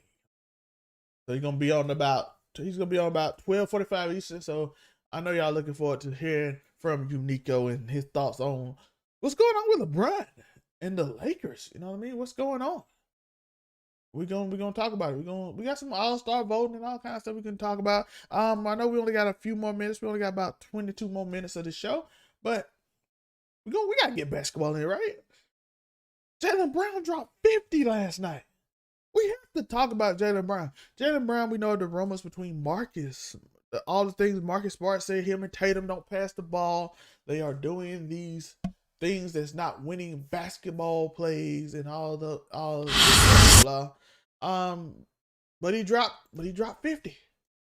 He dropped 50 last night in a very good game, by the way. Against the Orlando Magic. The score was, they are 18-19. Magic is 7-30. So it's not two great teams. But at the same time, a little internet pressure. But we back. We had a little bit of internet shift, but we back. You know what I'm saying? But Jaylen Brown was 19 for 29, 65.5% shooting, 5 for 10 for 3, means he shot 50%, 7 for 8, 11 rebounds, 4 assists, 2 blocks, 7 turnovers, plus 10 rating. Dennis Schroeder was the only one to have a better rating than him. Dennis Schroeder also had 21 points. So good game for Boston Celtics. Oh, Gerald said he got to talk about his Celtics tonight. Jaylen Brown hit 50. Okay, it's a little shifty right now, but yeah, he hits 50. I'm trying to make sure my connection is still pretty good. But Jaylen Brown hit 50 tonight in a really good game, by the way. In a really good game, so I'm just trying to make sure my connection's still good. All right. We're still here. We still got the good connection. But Al Horford had 2 points. The Celtics are indeed. They won in overtime 116-111 over a bad Magic team. They're 7-30. They're not really that good. But a win's a win. Boston need to start collecting those, even if it's ugly, because ugly wins still get you in the playoffs. So I'm looking at the people for the Orlando Magic. Gary Harris is about the only one that plays enough minutes to have a significant rating. I'm looking at this roster. Outside of Gary Harris, I know Tim Frazier, I know Mo Bamba, I know Wendell Carter Jr. These are not starters. I was hoping RJ Hampton did a little better. Gerald, what you got to say about the Boston Celtics last night? Jaylen Brown did lift them up after not the best performance from the overall team, but him and Schroeder, they pulled it together and got this W for them. Gerald said trade either Jaden or Jason. Marcus Smart seemed to agree. They said it stopped moving the ball. It stops doing a lot of things they want to do. So I kind of agree with you. I'm looking at a score right now. Y'all know who I'm looking at? I'm looking at the Knicks versus Raptors.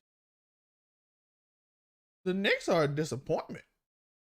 The Knicks are 17-20. They were a 4 seed last year. They are 17-20. Let's see how they did last night. Obi Toppin had 19 points. Fournier had 20. RJ Barrett had 19. RJ Barrett, I was hoping to be a little better than he actually playing right now, but they missing some players though, so but they still this whole season hasn't been the best. Van Fleet, 35 points. Big 35 for Van Fleet. Siakam 20. Yeah, it's gonna be hard to overcome that for a team like the Knicks, who without Randall, it's kind of weird. And then in the playoffs, you don't have Randall, so you don't have Randall still. So that's a big problem. We also, I want to save the Pacers and Cavs for when Unico come on.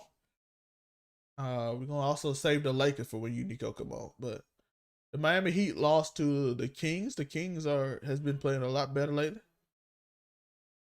The Kings got some players. Now, De'Aaron Fox at 24-66. The Suns blew out the Hornets 133-99. Booker 24-73. The Mavericks 95-86. They won. Luka Doncic returned. Almost had a triple-double. Luka doing what Luka does. Luka does what Luka does. And Luka gets triple-doubles, and he almost had one last night in a pretty big win over the Thunder, who are 18-8. 18. Josh Giddey is the youngest player to ever get a triple-double. He has passed Lamelo Ball as the youngest player to get a triple-double. Josh Giddey from OKC has 17 points, 13 rebounds, 14 assists, which is an amazing game, by the way. Let's not take credit for him. That's amazing. That's an amazing game. We're going to look at the standings real quick, and then when Joe comes back, we're going to talk about the Cavaliers versus Pacers and the Lakers versus Timberwolves. And then we're going to get out of here, but let's look at some standings until Joe or anybody who wants to join get in real quick. Right now in the Eastern Conference, the Chicago Bulls, DeMar DeRozan, the first player to hit 2 game-winning threes in less than 24 hours. They are the 1 seed at 24-10. Brooklyn Nets are the 2 seed, 23-11. The Milwaukee Bucks, 25-13. They're the 3 seed. Miami Heat, 23-14. Cleveland Cavaliers, the team we're about to talk about, are 21-16. The 76ers are 19-16. Charlotte Hornets are 19-18. Washington Wizards are 18-18. And teams that's really contention would be Boston Celtics, 18-19. Toronto Raptors, 16-17. 3 disappointing teams are followed with the New York Knicks, 17-20. Atlanta Hawks, 16-19. And then the Pacers, 14-23. Once you get to the Pacers, they about out. And then Detroit and Orlando are absolutely terrible. So the Western Conference, it goes like this. The number 1 overall team in the NBA and the number 2, Golden State Warriors, 28-7. Steph Curry is, I think, 3rd in the league in scoring. The Phoenix Suns, 28-8. The Utah Jazz, 26-10. Memphis Grizzlies, Ja Morant's Memphis Grizzlies, Josh Jackson, all them boys are back playing very well. They're actually 23-14. The Denver Nuggets are 18-16. The LA Clippers, 19-18. And we know the problem with the Clippers. If anybody have a question why they've been struggling, Paul George and Kawhi hurt for a lot. So it's kind of a struggle. The Los Angeles Lakers are behind them at 7 seed, 19-19. Dallas Mavericks, 18-18. The problem with Dallas is Luka been out with COVID, so they done racked up a few losses.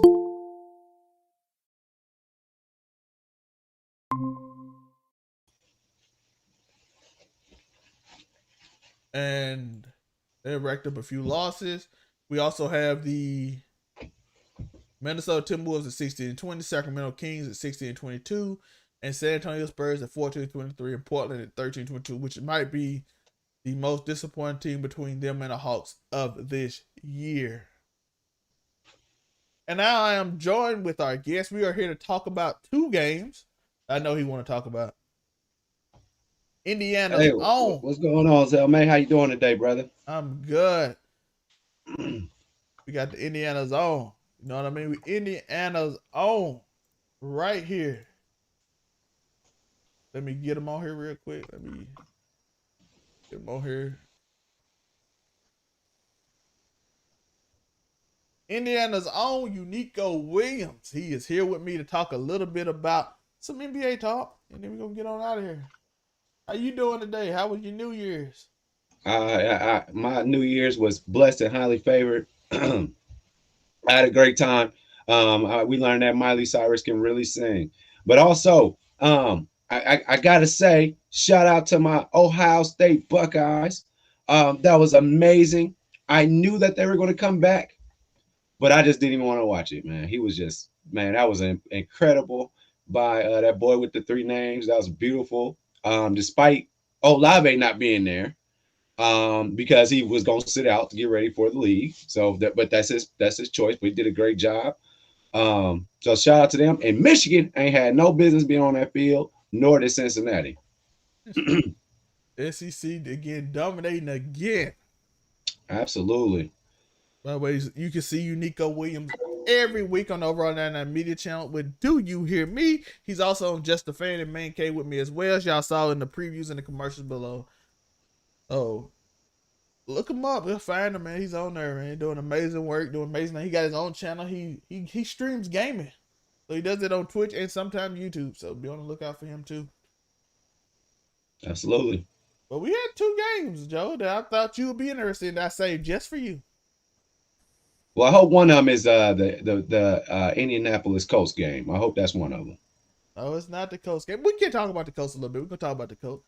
We got the Cavaliers beat the Pacers 108 to 104. The Cavs are one of the surprise teams in the whole league. I think I just stated that they were number 4 in the East. Number 4 or 5 in the East. They have a bunch of young players that plays amazing. You see Evan Mobley. You have Okoro. You have some... They didn't even have their whole roster really playing because Kevin Love scored 20 last night. Mm-hmm. Yeah, a lot of the young boys didn't even play. They had a lot of people out with COVID, and they overcame the bonuses big 32-13-7 game. What's your thoughts about the Cavaliers this year and your Indiana Pacers? The Pacers, we talked a lot about them at length. They just continue to underwhelm. They don't show any signs of where they could be better. They're always a middle of the road team when they can do much better. But I got to tip my hat off to the Cavs. They're in constant rebuild. When you have to go between eras of LeBron James, you're going to be rebuilding. And this time, it's working effectively. They got that young core. I like them a lot.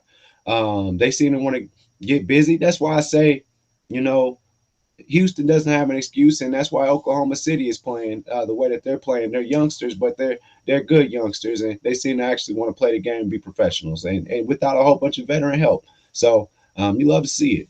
You love to see it, and you hate to see it from our Pacers.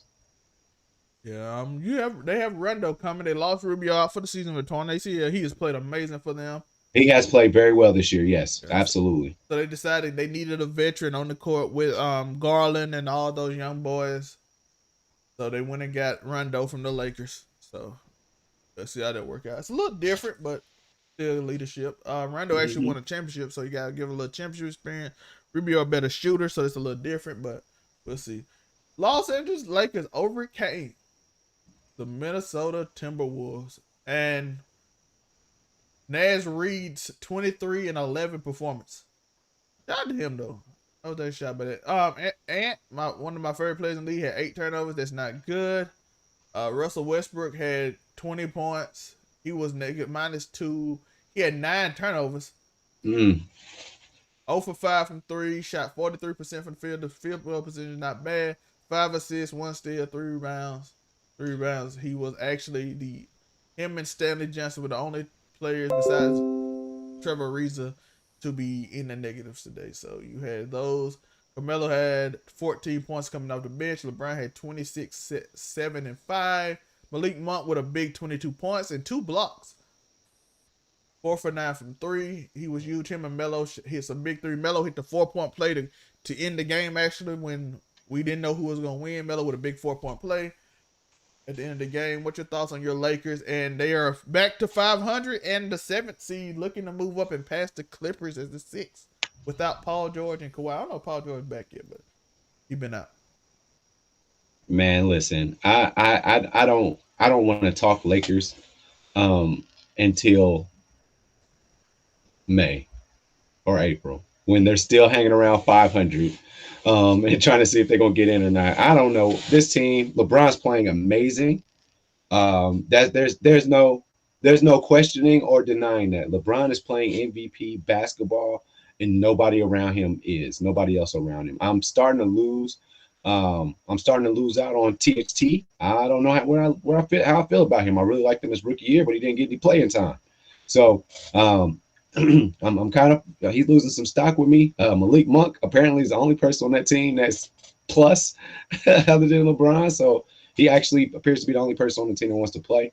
So man, I don't know. And until we can get a consistent AD to come back without him grabbing his leg or something, I don't know what to make of this team. The Lakers got a lot of changes to go through. We'll talk a lot more about them coming up in the All-Star break, trade deadline, all kind of stuff. People rumors they already got traded Rondo. Some people didn't like that because Rondo had a better plus than Riss, but it is what it is. Rondo probably easy to get rid of. Fit in. Much easier.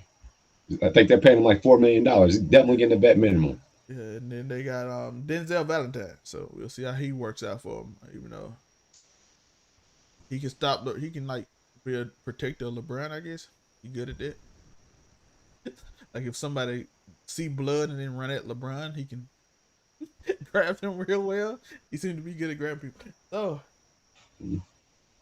but you want to talk about the Colts? So what do you got to say about the Colts? We're gonna let him talk about the Colts today.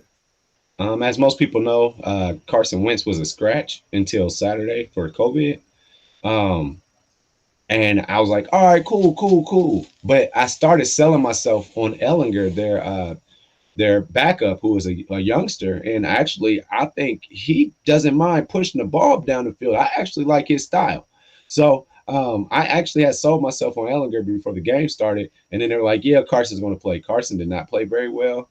If he doesn't know that, I think he's one of those Aaron Rodgers-esque kind of guys. When it comes to the vaccine and all that, he does not have it. So he got his little sickness. And I think COVID is affecting people that play sports. It is what it is. And it was nice to see a T.Y. Hilton sighting. I was very happy to see T.Y. Hilton. He got gifted a touchdown yesterday. So that was awesome because I haven't heard his name in years, it seems like. T.Y. and when he used to, what's my man's name when he used to play for Houston? DeAndre Hopkins. We used to hear their name every week, battling with stats. And now T.Y. is just the shell of himself, or he's just injured. I'm not sure, but it was good to see him. But Colts got to win next weekend. But luckily, we are gifted the Jaguars, so we should win out and be in the playoffs. But playing like that, that defense deserves to be in the playoffs. It's the offense that I'm not so sure of. Jonathan Taylor, like I said, in the first half did not get the ball, but he ended up getting the ball and they came back and almost pulled that game out. Jonathan Taylor, most of the carries was in the second half. He had 20 carries for 108 yards, 5.4 yards a carry, 1 touchdown. Mostly in the second half again, because I don't know why in the first half they decided just to try to throw the ball the whole game. With the quarterback who haven't practiced all week, but it was weird. But they got him the ball, almost came back. Big 24-yard run he had that almost set him up to win the game, but at the end of the day, they lost to Derek Carr. Y'all. So, Deshaun Jackson. Anything else you want to talk about before we get off, Joe? No, that's what I had. Sports wise, shout out to my Buckeyes. We got to come back next year, beat Michigan. That's on the agenda. Beat Michigan out the gate. And let's try and go. And I'm very excited for the national championship game. We rarely get these, these 3-part series, but we love it. It's just Saban always finds his nose in there. But I believe I'm gonna go for Alabama come next week.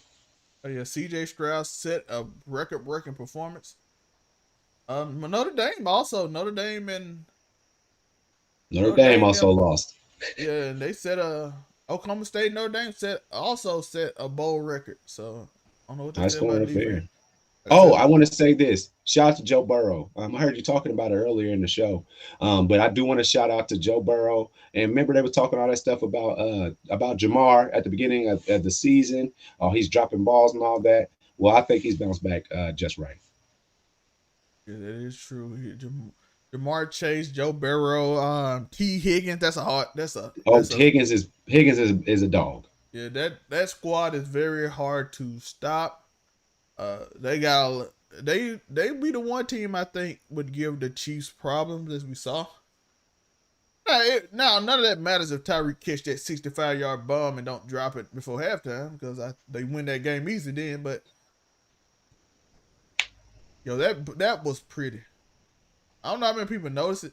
He was running right threw the ball in the air 65 yards to the left across the field and hit Tyreek in his hand. And he double clutched it. I'm gonna count it as a drop because he double clutched it.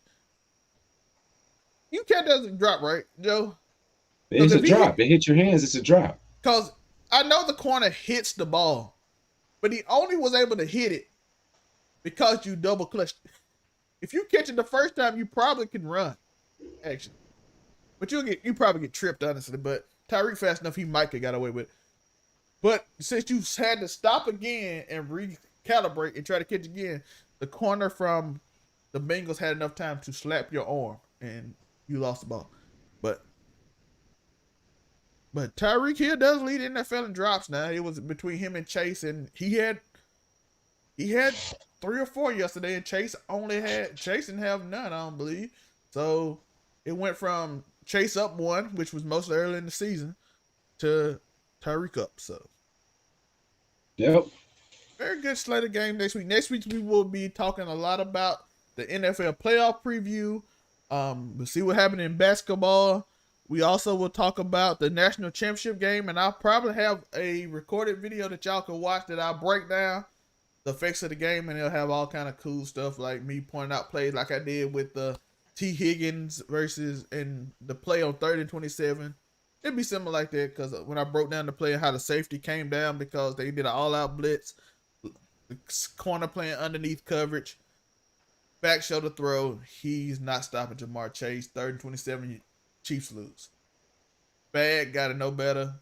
It's 3rd and 27, guy. You don't have to do an all-out blitz against your corners are struggling. This man got 200 yards. I didn't want to end off that too. I want to make sure I end off it. Jamar Chase had 220 receiving yards, and it's 3rd and 27, and you leave him 1-on-1. And everybody, guess what happened? Joe, what happened? Did he get the first down, Joe? He took off.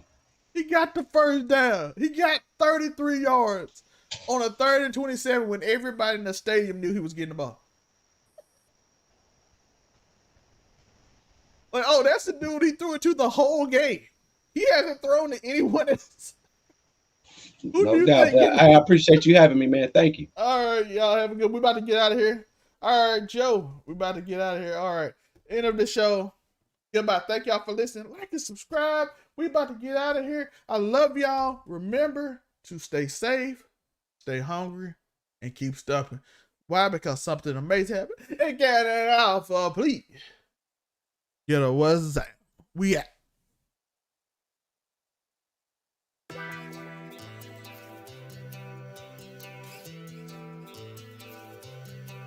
You know, it sounds better when it's playing. I'ma play with the kid, great play me.